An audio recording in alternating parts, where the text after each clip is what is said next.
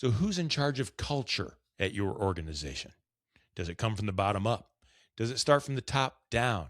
Does it meet and cycle and circle somewhere in between? Culture is difficult, but it's so important. We're going to talk about it next. Matt McGinnes joins me on Purpose Under Pressure.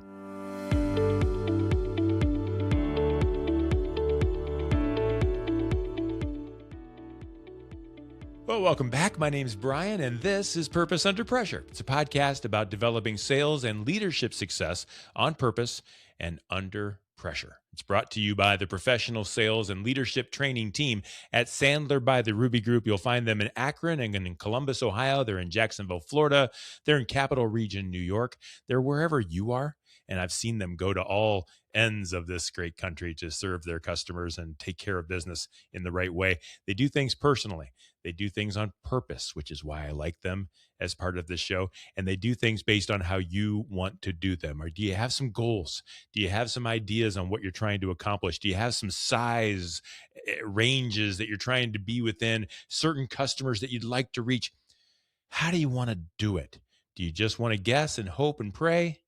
Or do you want to do it on purpose? When it comes to sales and revenue and leadership and organizational growth, I think on purpose is the right way to do it. And if you think so too, you should reach out. You can connect with the Ruby Group online at therubygroup.sandler.com. The Ruby Group, master the pressure, lead with purpose, and deliver results. Leading with purpose. That's what I want to talk about today, because a lot of times we talk about sales and we talk about growth, but I'll tell you what, in this era of heavy, fast growth, expectations, revenue, projections, stock options, sometimes it seems like growth at all costs for every reason is the only option and the only thing that matters. And I think people matter more, and I think purpose matters at least as much. And I think when you're growing for the right reasons with the right people built for the long haul, when you've got a leader that understands that and an organization that supports that, I think that's the sweetest spot. And I want to talk about that a little bit today with Matt McGinnes. He's president and CEO at the Cypress Companies, Inc. in Akron, Ohio. Matt, welcome to Purpose Under Pressure. Thank you, Brian. Glad to be here. I'm glad you're here too. You heard my preamble here about organizational growth and growing things big. I want to talk to you about that. Tell me more about you and about the Cypress Companies in general so that we can talk about all the good things first and then about kind of how we got there. Sure, happy to do that. So the Cypress Companies, as you mentioned, located in Akron, Ohio, our roots as Cypress go back to 95, but they actually go back about 20 years before that, where a group of investors got together and started buying private companies and adding along the way.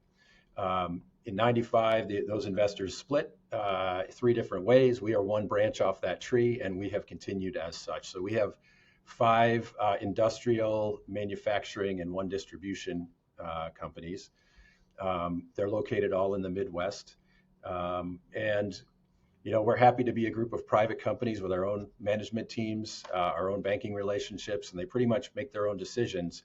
But we, Cypress, try to be the glue between them and help to share best practices and lend a hand when things get challenging. But that's probably the overview of what we are.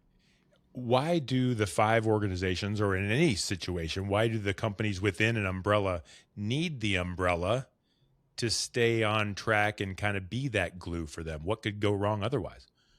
Yeah, well, I like to think we sit in a great spot between, let's say, the sole proprietor, founder who has their one company that they began, and maybe today's world of private equity, where you have many companies sitting under a highly professional, institutionalized ownership. So I think we try to bring the best of professional management along with that human-centric focus that you talked about. I think literally driving into work today, I was listening to a podcast. They were interviewing Howard Schultz from Starbucks. Mm-hmm. And when they asked him what he's trying to do, or what he was trying to do in that company, was a performance-oriented company through a lens of humanity. And I love the way he said that. And I think it lines up with kind of how you kick this thing off. But that's really what we're all about, is trying to take the best of the single companies and marry it to the best of the professional managers. So tell me a little bit about you, Matt. As the president and CEO, I assume that you have a large part in at least being a part of that vision for the company. And I assume that a lot of that comes from who you are. So talk to me a little bit about your purpose and maybe also how that kind of conveys into the operation of the entire organization. Yeah, I've been at Cypress now almost 20 years, and we're a small organization. I'm the last guy we hired in 2008. Oh, is that right? Yeah, so it's uh, there is a lot that had come before me, but I feel like I'm finally maybe just getting to the point where I've been here long enough to say that I've been here, quote, a while.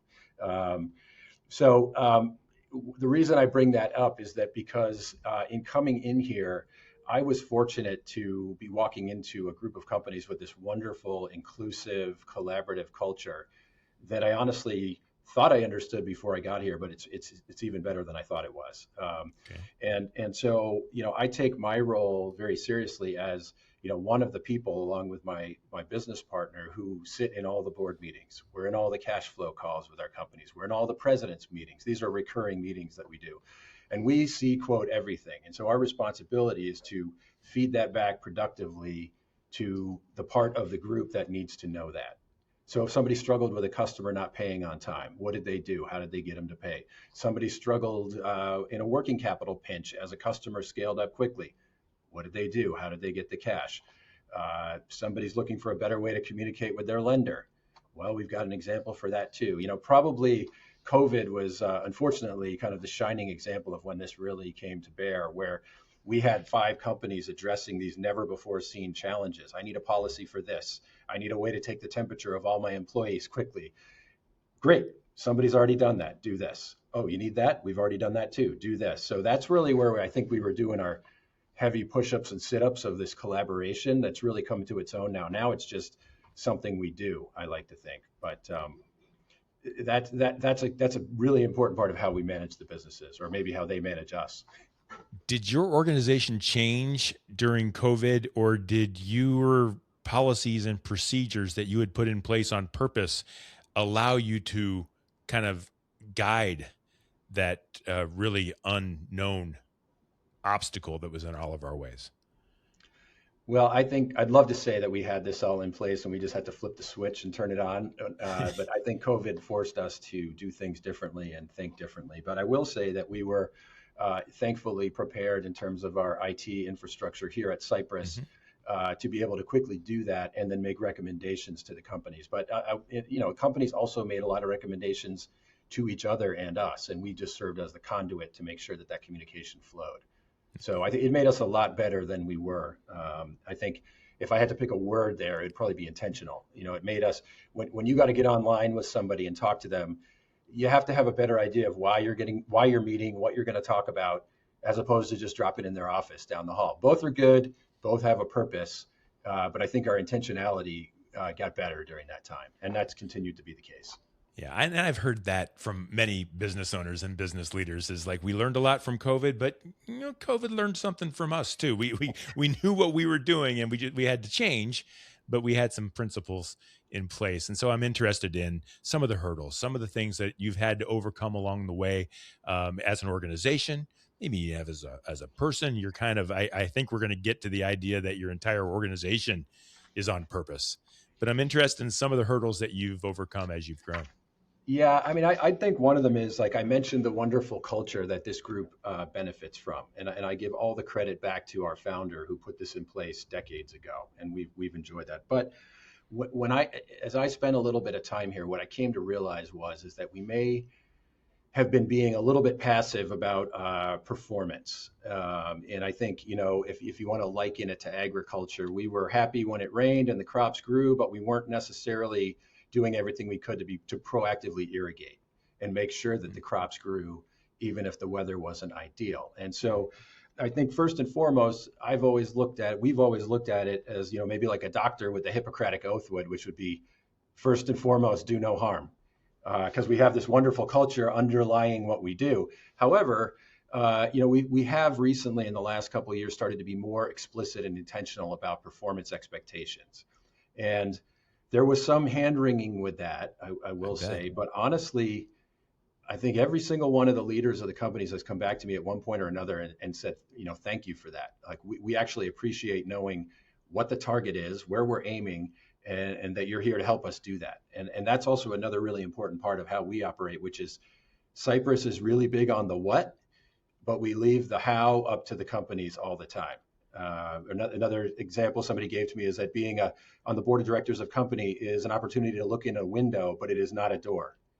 So we never view ourselves as walking through a door and going in and starting to do things at the companies. There are times where we've been invited to do that, but for the most part, we're looking through a window, providing observations, asking questions, and leaving the how, up to the company itself. Yeah. And that is so key because we talk about culture and it's like, yeah, we're going to work on our culture. We're going to work on, but this is different for you guys because tell me if I'm wrong, but these aren't companies that you started. These are companies that you've come in to help build and they already had a culture and let's assume it was a good one and they already did things and let's assume it was different than the way the other 3 or 4 or 5 businesses. Yeah. How do you step in, walk in and create a culture that everyone can live within? Yeah, that's a great question. I would say for part of our companies had been held. One of the aspects of Cypress that's a bit different is we tend to hold on to companies for a very long time. So one of our companies, the oldest company we bought in 1982, 2 others we bought in 1990. That is not typical of the private equity industry more broadly, and we're very proud of that. So in some cases, we had companies that have kind of always been with us, it feels like. But we have acquired new ones, and your question is spot on because that's usually a key challenge right away. And so, 2 things we do explicitly about that. One is that we gather intentionally twice a year. So we bring the management teams. In our case, this is about 50 or 60 people. We bring them together for a few days at a time, and usually split the time up between work, where we're giving presentations and asking questions of each other, and then play, like pure play, where it's playing golf, paintball, racing go-karts, rock climbing, kayaking, you name it. And a lot of that is so that these relationships start to form and the new people in your example are rubbing shoulders with the old people and getting a chance to ask questions, what are these Cypress people all about? And should I like them or not? And what happens when, and that sort of thing. So a lot of it, we try to create situations where it happens naturally. And I will say also, when we have acquired companies, we always offer the selling founder of the business the chance to talk to any of our management team members. We encourage them to do that, to ask questions. They don't take our word for it. Go talk to these people who've been working with us for decades and ask them your questions. Because you can imagine that's a huge decision to sell your business and turn it over to somebody else. I'd say in closing, like the other thing we do is, and Sandler has been helpful to us with this, but we've tried to create a common language of business between the companies. So, for example, we measure profitability at the highest level of all our companies on a contribution margin basis, and we define that specifically. Sandler, in the realm of sales and growth, has a whole set of concepts and language that are used to define how that works. A couple of our companies are now going through EOS, the Entrepreneurial Operating System, which is a similar framework related more towards creating accountability and clear communication. But having these common frameworks and language helps people from one company easily interact with people from another because they know that they're speaking the same way. I assume that each of the companies has their own Sandler rep to help them, and the language is the same, of course, because it comes from the same spot, but Right. do they work maybe the same person or whatever, but that's how you set it up? Yeah, it's not the same person for all 5. They have in some Okay. cases they have specific people who are uniquely suited to a specific situation, maybe giving their own professional experience or past experience with the company. But we did our first round with Sandler back in 2012, I think, and I went through it myself. It was a wonderful experience. And then a bunch of time passed, and then we kind of did a refresh, and we're back in again. So they're a key business partner of ours. In your experience, and how many employees now are within the umbrella? About 650. About 650. In your experience, what makes a great culture? What's one, maybe you can give advice. How do you know when things aren't quite right? And what's one thing that you can do from the top that can actually improve the opportunity to kind of gel up a little bit and make that culture even better for everybody?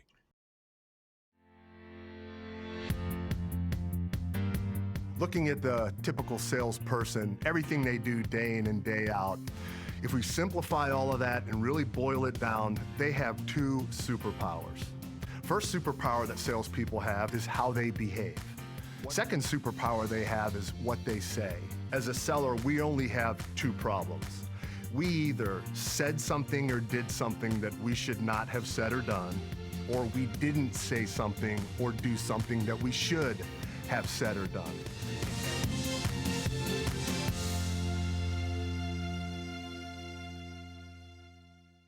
I think, when we walk through a company for the first time that we might be looking at, we look very closely at the body language of the people on the shop floor. And you can see it right away when people are not looking up, not smiling, not interacting with the people who might be touring us around. And that usually is not a great sign. As contrasted to when you walk around and people are asking about how was your weekend, or talking about the game that just happened, or what have you. So you can kind of see it when they make eye contact.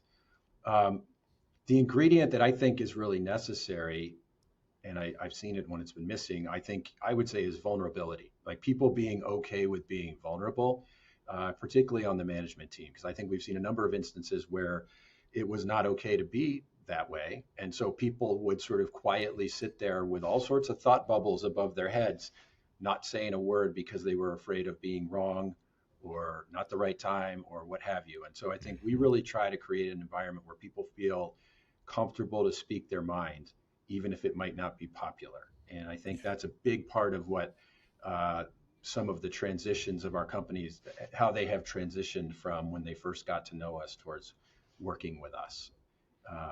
I think also, and my business partner has spent a lot of time doing this, and he's very good at it, is when we have, in some of the companies we've inherited, they've been led by a strong founder, right? I mean, to start a company, you got to be a pretty strong individual. And so that sometimes can create an environment where the team is waiting to be told what to do.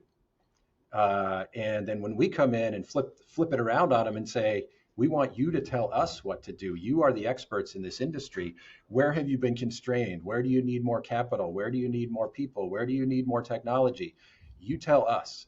And it's funny because invariably it's taken a year or two sometimes to get people to believe and say like, oh, you were serious? Like, yeah, we want to know your opinions and what you think. But that can be hard if you've been kind of raised through an entirely different paradigm of a strong founder-led culture. And so we, try to celebrate the victories and give credit where credit is due. When we get an idea from somebody and do it and it works, say like, hey, brought to you by you. Thank you. What else you got? And that's served us pretty well. You mentioned earlier, and you just talked about that. I was going to ask you, which comes first? Trust from do they have to trust you, or do you have to trust them first to build a culture, especially in a recently acquired or whatever growing organization? And it sounds like it's on you. It sounds like the onus is on the top to become trusted first, so that you can gain the trust of others. So, Is that accurate? Is that what you're doing? Yeah, I think that is accurate in my experience. Thinking of an example where we walked into a company that we had acquired years ago, and it was our first meeting introducing ourselves to the employees.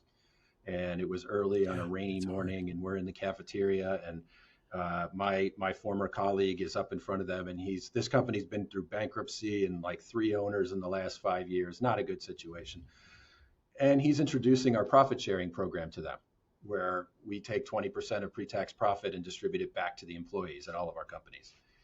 And there was open laughter in the room because they hadn't seen a profit in a long time. And I didn't blame them. And so we just kept showing up, and we kept going back and spending time and talking to people. And it wasn't long before things there turned around, and we were handing out profit sharing checks. And I think, that's just one example. And obviously putting money in someone's hand is a pretty good way to maybe get their attention quickly, but it's much more than that, building trust. So I think a lot of it takes time of us being able to listen to people and then do what they're asking us to do. And so it's maybe an inefficient process, and we put a new piece of equipment on the floor, and now all of a sudden things are flowing the way that they knew they always could, but it's not a one and done. You've got to do it over a sustained period of time. And I just think it's just listening And I think an important part too is in that listening is going back to people and following up and telling them, you can't do everything that everybody wants you to do,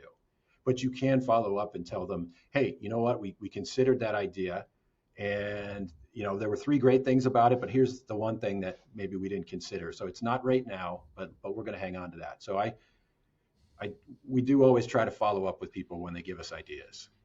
I like the fact that without the trust, they're not sure whether you're all that you say you're going to be, and you keep going back and keep going back. And this may or may not be a fair question. Tell me if it's not, and we'll move on. Have you ever failed, misread the situation, thought that this was going to be that way? We just keep going, and yet it just still didn't work. You made the wrong call. And if so, what happened then? I guess what I'm thinking about is a specific example with one of the companies where things had been going along great. And I think, Cypress, one of the tenets of the way we do things is as I mentioned before, we look through the window, we don't walk through the door. So we manage with a light hand, I would say, unless things require more. And in this case, this company had been doing well, growing really well. They had a couple of customers that really exploded. And because things were going so well, we carried on down the line. And what happened is those two customers started to suck all the oxygen out of the room, and they consumed more and more and more, and at the expense of probably the steady Eddie middle tier customers that had really served us for decades in this case. And we unknowingly let them walk away. We lost them. And so we became super concentrated in these couple of customers who then just started to leverage us.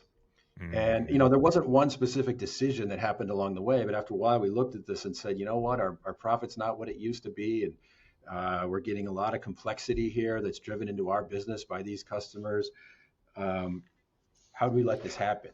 And meanwhile, why growth is great, right? We're growing, the top line's growing, but the bottom line was not growing as quickly as it should have been. So what we found was in that case, the team had been there for quite a while and was not a collaborative team. It was a leader who was, administering orders to the rest of the company of what to do. So it was a tough decision, but we decided to make changes there.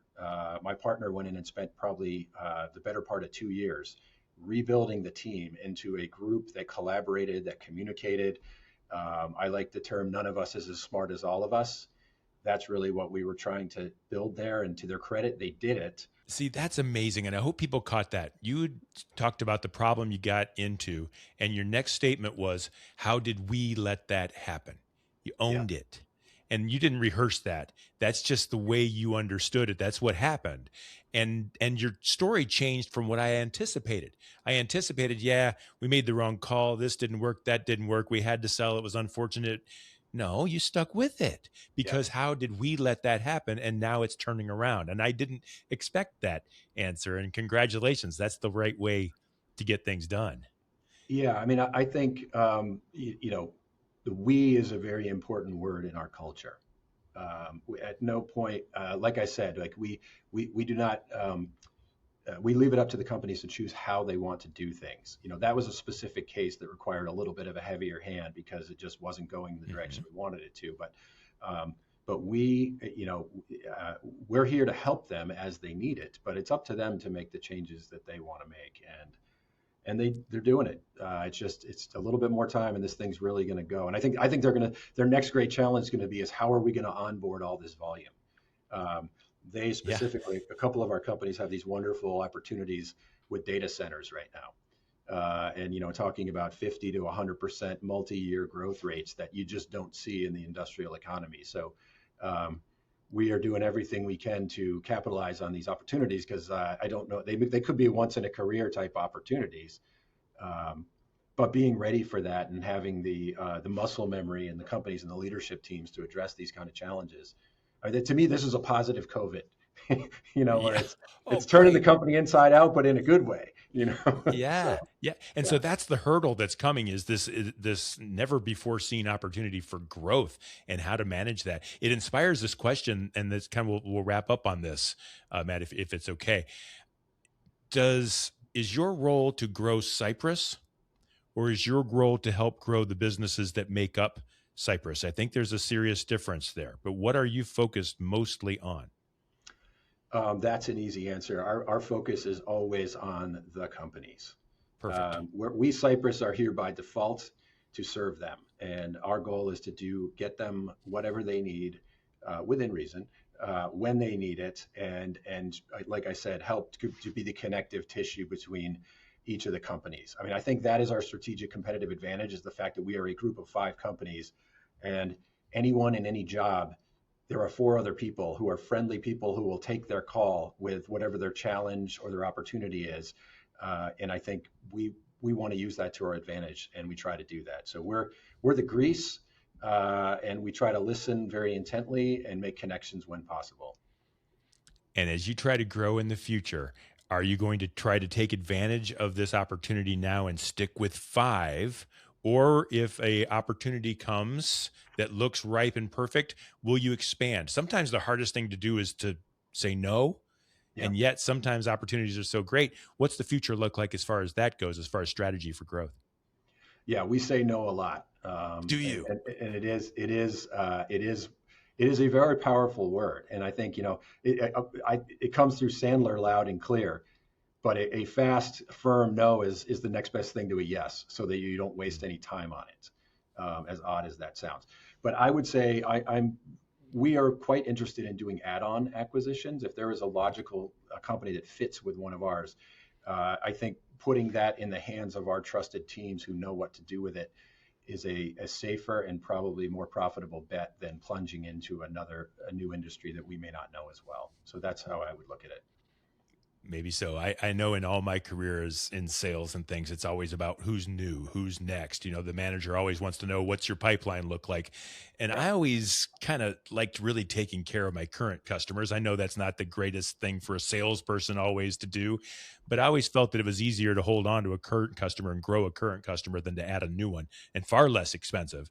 But it sounds similar, at least as you approach this next vein. If someone wanted to reach out to you, wanted to learn more about Cypress Companies Incorporated and the things that you do, how would they do that, Matt? Probably the best way is cypresscompanies.com. Contact us. Perfect. On our website. That is simple and easy. And if people want to know more about Matt McGinnes, they can do so there. Matt, I want to thank you for being on the show. I really enjoyed this conversation. I don't think we always get to talk to the higher ups of big organizations and things of that sort. And yet, you make it easy to understand that we're all fighting the same battles at different levels, different, growth and stages. But it always comes down to people. It always comes down to doing the next right thing and helping each other out. Is that accurate, Matt? I think so.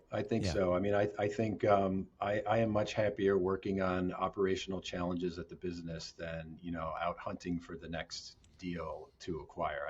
I like the interaction with our teams, and that's how I think of the job. This is the best job I've ever had, and I appreciate it every day because of the people I work with and the variety of challenges, and that there's no shortage of the latter. So I absolutely love that. Thank you so much, Matt. I appreciate your being on the show with us today. All right, Brian. Happy to do it. That's Matt McGinnes. He's CEO and president at the Cypress Companies, Inc. in Akron, Ohio. We're so glad he was here. And we thank you two folks for being here. We thank you for listening every week and being a part of this. I hope you learned something today, even about yourself. I could do that better. I could do that different. I could think of that differently. Leaders help us with those things, as long as we're willing to pay attention and listen. So I'm glad we had this conversation today. Hey, you'll find all past episodes of Purpose Under Pressure at brianmediastrategies.com/podcast and wherever you stream your favorite shows.